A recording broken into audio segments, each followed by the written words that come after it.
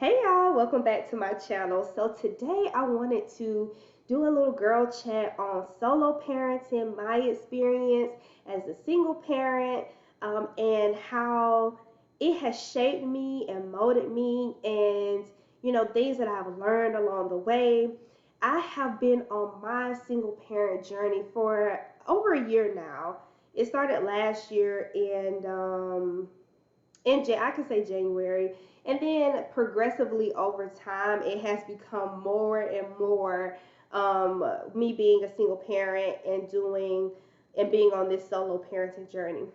So my hopes are that at the end of this video, you'll feel encouraged, you would feel challenged in areas that you need to feel challenged in, that you will feel uplifted, and that it's something I say in this video that you can take away and just say, you know what, I needed to hear that. So those are my hopes.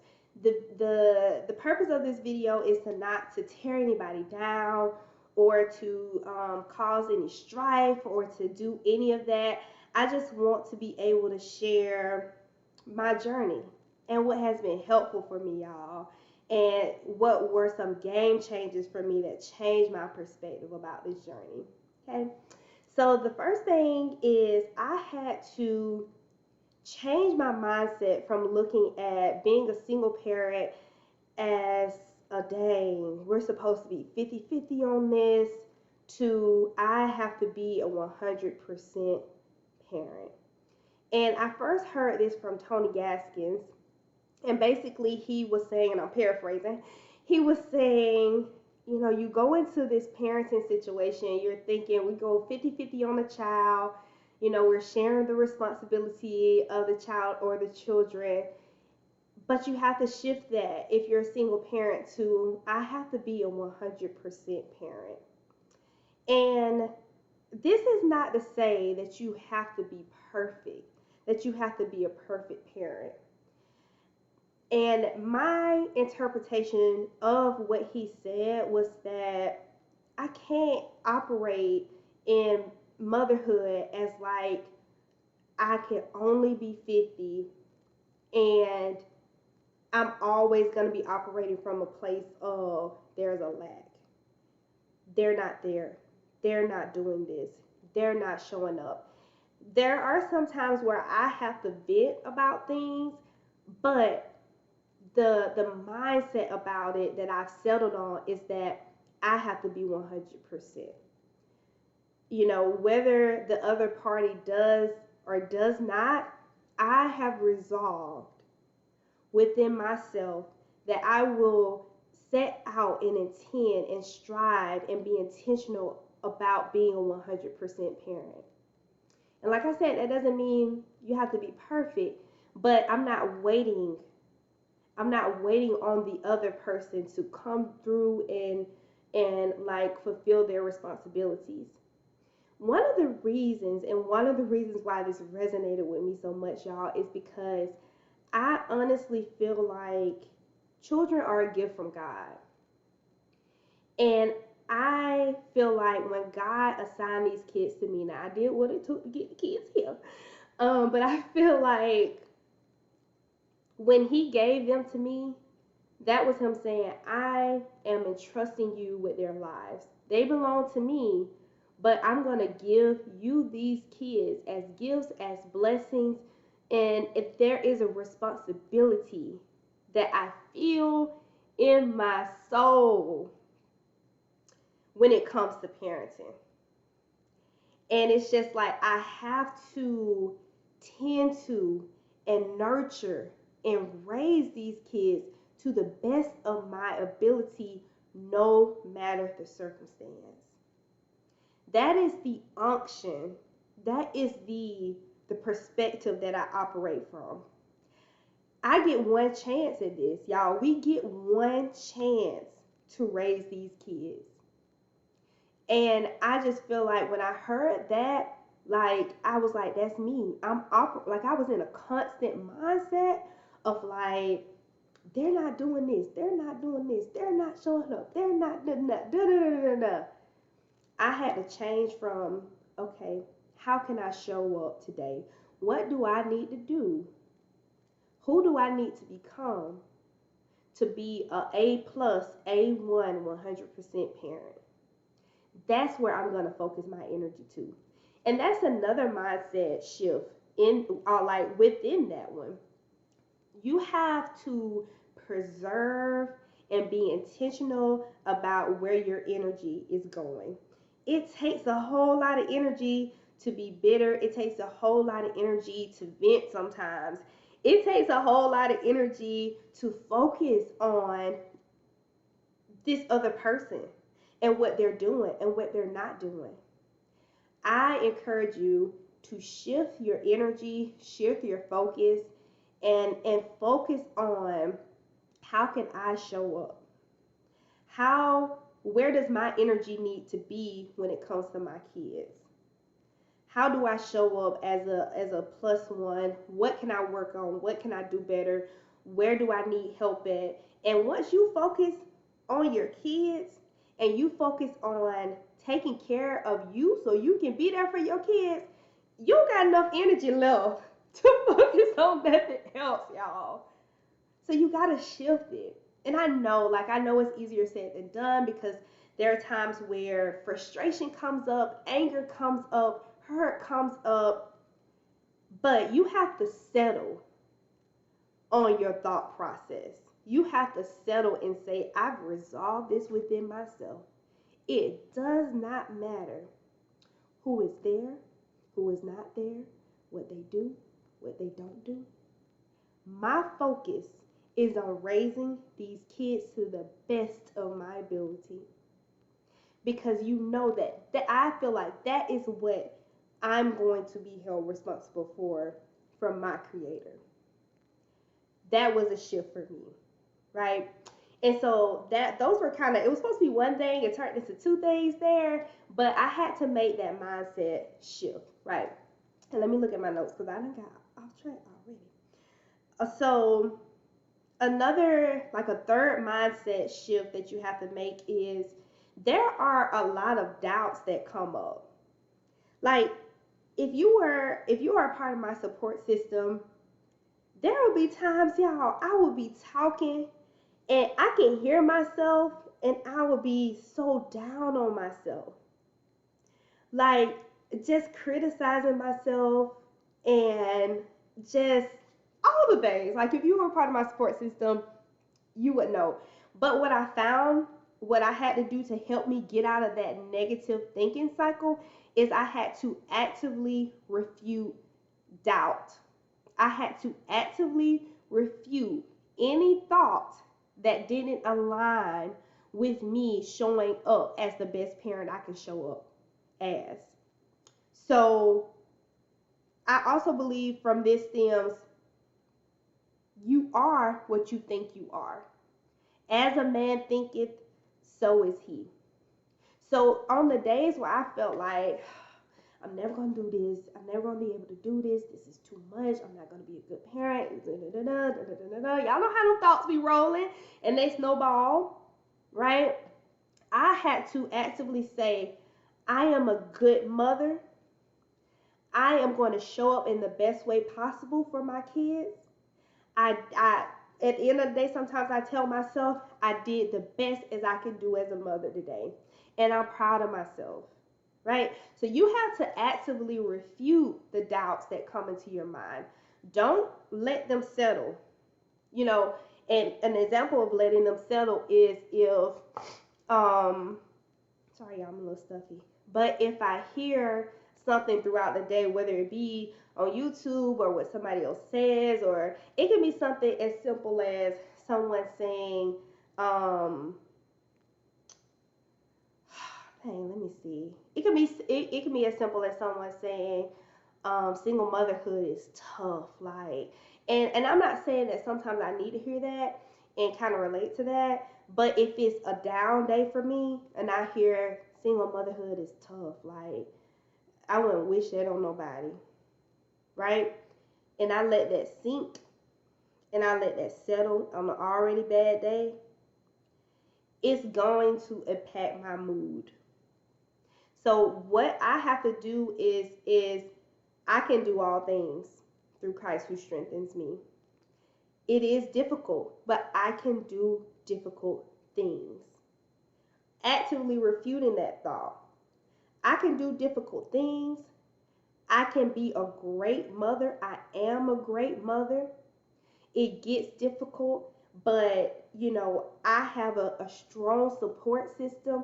I have to actively refute that, and you have to sometimes as well to say, no, you will not settle. Thought, you will not settle in my subconscious. You will not settle in my heart. You will not settle in my belief system. Because I know my thoughts, as a therapist, I know my thoughts impact my emotions, and my emotions impact my behaviors. So if I let that thought settle and I start feeling down and defeated, then that's going to play out in my behavior as a mother. And I cannot afford to let that happen. So sometimes I have to put the sticky notes on the wall. I can do all things. I can do difficult things. I'm a great mother. And I have to intentionally control the narrative that I tell myself about being a single parent. That is you have to be, because if you do not, the world is willing and ready to control that narrative for you. The world will tell you all types of things about single mothers, but you have to say, I'm going to control the narrative that I have about being a single mother, because I know that is going to directly impact how I parent my kids. Okay, let me go back to the script.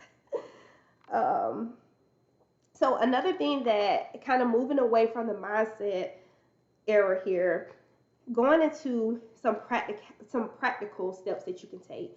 One thing that you can do that was really helpful for me is setting a routine. Yeah. So before I get lost in the sauce again, when it comes to my routine, I make sure that I have self-care embedded in it, and it doesn't have to be an everyday thing, but I have self-care in there. I have physical care in there. I have intellectual care in there, and I have a routine for my kids, right? So it's not just a routine for your kids to be on clockwork, but it's a routine that includes you. Have a routine that includes you. Have a routine that includes and gives you some time and some space to take care of yourself. I will tell y'all something. When I first set my routine as a single mother, I had no desire to follow it. I was in a state of being depressed. I was sad. I was down. I did not want to do it. Okay. But the more I stuck to my routine, I can't even tell you the day. But I can't tell you the day, the hour. I don't know when things started changing and clicking, y'all. But when I stuck to the routine, I started being more motivated to complete the routine. I started being more ready to do the things that I had set out for that day. And like I said, I don't know the specific time when it changed, but I just stuck to the routine. I did it until I felt like doing it. I did it until it became a habit for me. Here's another thing that happened, y'all. We had a routine so down pat. Even the days where I didn't feel like going to the gym or I didn't feel like taking my kids to the park, they held me accountable. They was like, what day it is? Oh, it's time to go to church, school. What day it is? Okay, we're going to the gym, right? And then we're going to the park. And then this is what. So it created that stability. It created that accountability. And it just helped me get through days. It helped me just feel better. I don't know what was a turning point for me, but I started to be feeling better. Like I started to not be so down and not be so sad. Okay. So another thing is reaching out for help. And this is gonna be the last point that I talk about in this session, not in this session, y'all therapists, in this video. But don't be afraid to reach out to individuals in your support system for help. Okay. But like I said, you want to look at it as what other people do for you is just extra, right? What other people can do is just extra. But don't be afraid to reach out. I am so grateful for my support system. I'm so grateful for my family. I'm so grateful for my friends. They have helped me in more than one way. And I know it was hard for me to reach out, if I'm being honest. Like, it was hard for me to share with the people who I did share at that time, because it's been over a year. And I'm just now talking about this. But it was hard for me to share what was going on if people didn't know it. But I would have to ask for help, and I would have to ask for people to come in to help, to see, even if it was just for advice, even if it was just for like, hey, I'm in this type of mood today. I need someone outside of myself to speak life into me.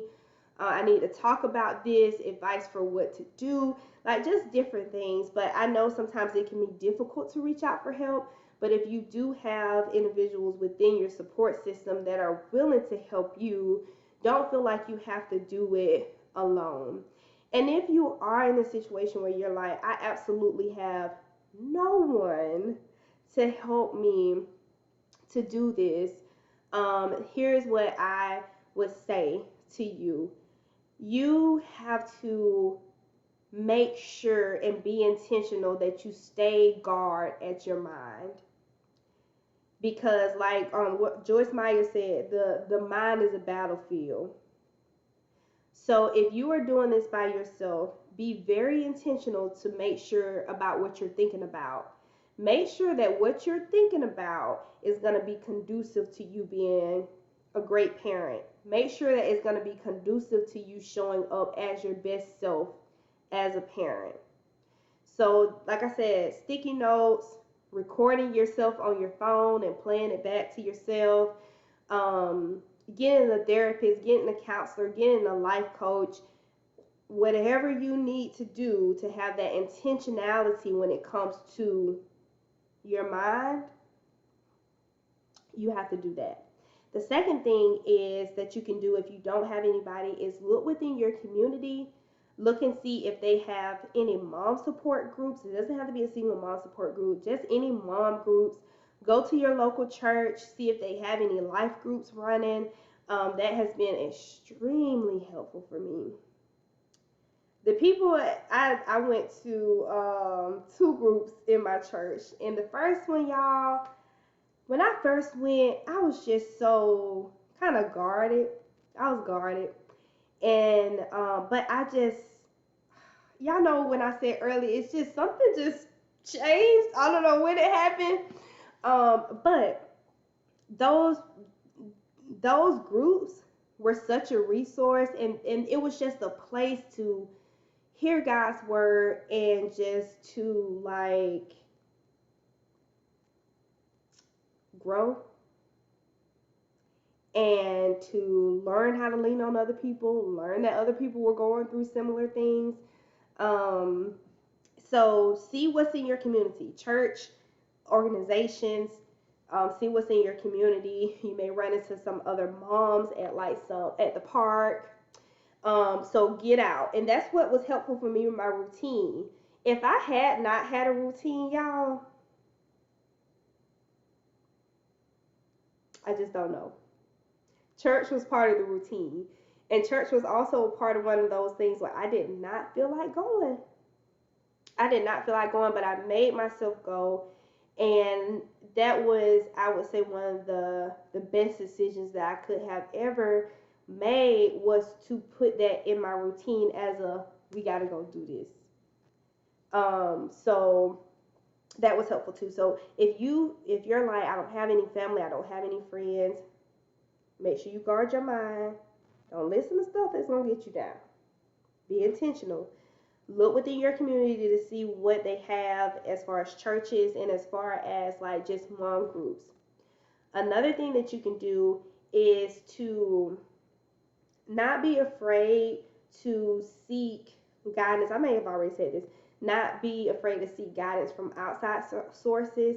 And that can be like people you don't know. So sometimes within our community, we may say, well, I know this group, but I don't know anybody that's in that group, or I don't know the people at this church, or I don't know what this person is going to respond. Just try it. You got to step out of your comfort zone, right? You got to step out of your comfort zone. I can guarantee that you're not the only mother, and you're definitely not the only single mother, right? So there are people that may be in the same situation or a similar situation as you, and they're looking for people too, but you just have to get out and you have to step out of your outside of your comfort zone um, to find support sometimes. Well, y'all, the last thing I'll say, because this video has lasted longer than I intended to, what I knew it was gonna, because it's a girl chat. But the last thing I would say is just make sure that you're taking care of you. Include self-care into your routine, because like you all know, you can't pour from an empty cup, and you just have to make sure that you're taking care of yourself. It is very easy to burn out as a single mother. It is very easy to become frustrated. So you have to incorporate, like me, I do exercising that helps me with manage my stress levels. But you also have to do things like sometimes I schedule lunch with my friends. Sometimes I'll just um, take some time off of work if I can to just relax for a couple of hours a day. Sometimes I'll reach out to my mom and just say, hey, here's where I need help at. But you have to take care of yourself. And I know it's easier said than done, but you have to be well mentally. And I know you have to be well in the other areas too, but you have to guard your mind. Don't allow doubts. Don't allow negativity to creep into your mental space, because that's going to impact you. So, number one thing, guard your mind. Guard your mind, and don't allow all of that stuff to enter your space and impact how you feel about yourself. Don't walk around with your head down. Don't walk around looking defeated and crushed. Okay? And I admit, I did for some time, right? But that, when I walked around like that, that really impacted how I showed up as a parent. And my mama, and I know y'all don't know my mama, y'all may know my mama, some of y'all may know, but she be together, okay? But she kind of helped me realize, like, you still have to take care of yourself. You can't walk around with your head down. Hold your head up, y'all. Because your kids can see your confidence or your lack of.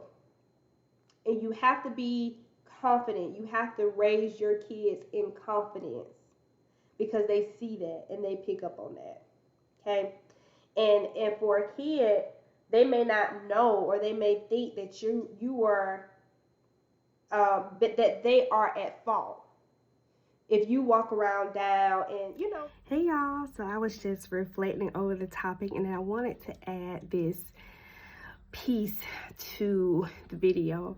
So one of the hardest things that I had to do throughout this process is learn how to parent while healing, and learning how to parent while I was grieving. So whether you are grieving the loss of relationship, the loss of the person, but also the loss of what you expected life to be like, or how you expected it to go, one of the things that helped me was getting into therapy. My therapist recommended a book that I wanted to share with you all, and it's called Getting Past Your Breakup. And the subtitle of it is How to Turn a Devastating Loss into the Best Thing That Ever Happened to You. Y'all, it's by Susan Elliott. And it was really helpful for me because as a therapist, I knew that I had to do the work in the healing and the grieving process. And this was one of the tools, along with therapy, that helped me. And also, therapy helped me to recognize areas where I was overextending myself, areas where I was taking on responsibilities that did not belong to me. It helped me recognize areas that I was overlooking and that I was minimizing the things that I was doing and maximizing the ways that I couldn't show up for my kids. So y'all, therapy, and then also this is a great resource. It taught me a lot about the grief process, and it also has like an inventory, like a relationship inventory in there as well, that helped me really see myself and see my relationship, my past relationship, in a different light. So I wanted to come on and share that resource with you all. All right, y'all. Bye.